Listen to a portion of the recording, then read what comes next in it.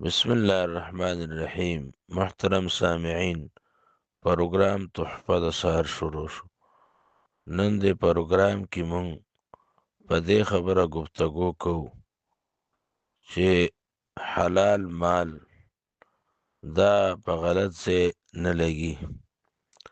د سفیان ثوری رحمه الله قول دی چې الحلال لا يحتمل الصرف. مشکات باب استحباب المال والعمر کې ذکر دی چې حلال مال کی برداشت د اسراف نی. حلال مال هغه په اسراف باندې نه لګي.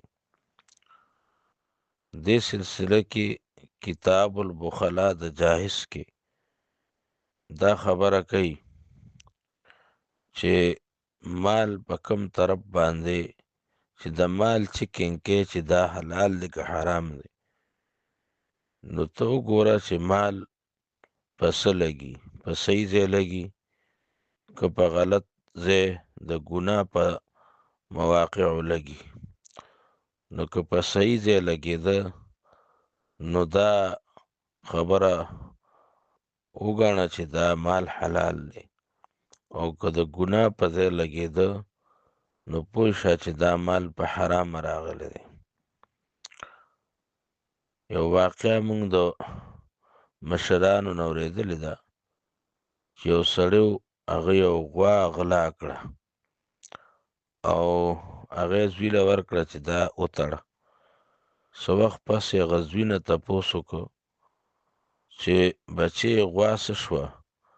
نو هغه ورته وی بابا چې په کومه لار راغلې وه نو په هغې لار لاړه. د غلا په لار راغلې وه او غلا شوه او خلکو پټه کړه. نو دا تجربات دي چې په کومه لار راغلي نو په هغې لار باندې مال ځي.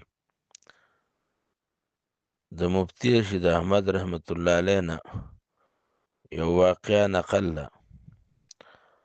یو سړی وایي چې یو ورځ مفتي صاحب دا خبره وکړه چې حلال مال په غلط ځای نه لګي.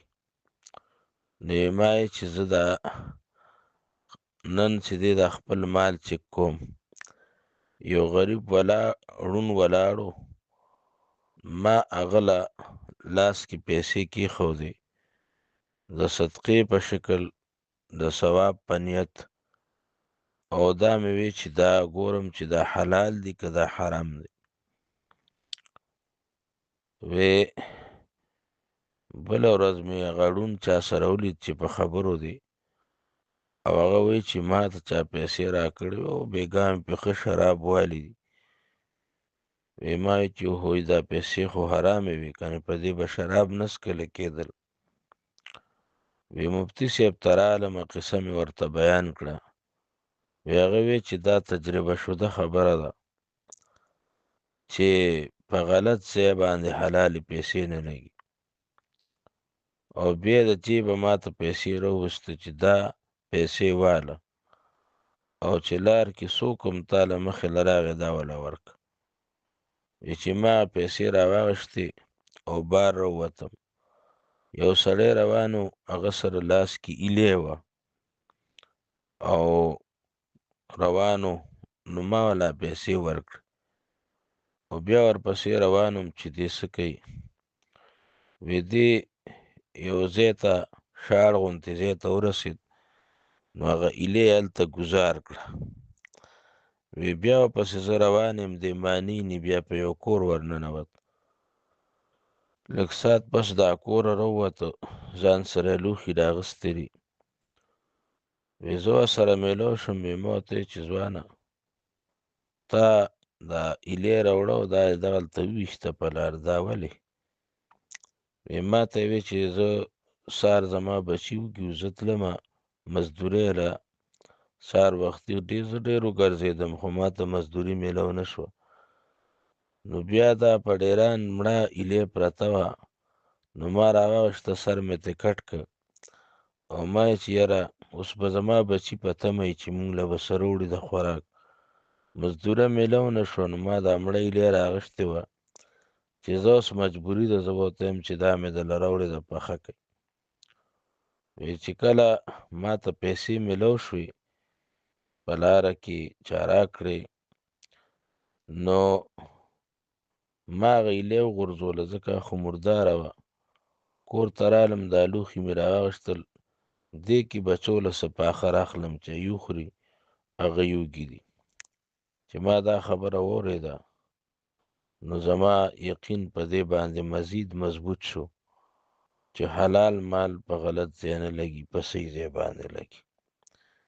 دې وجه نه سامعین حضرات کوشش کول پکار دی چې سړی حلال مال هغه حاصل کړي.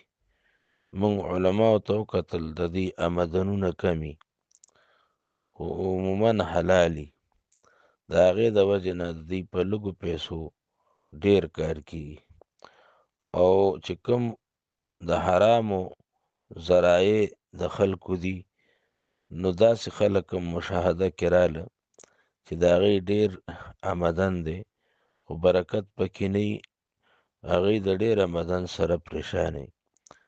الله تعالی دې مونږه د حرامو نه وساتي. مبارک وخت دی رب کائنات دې مونږ ته حلال واس فراخ راکي.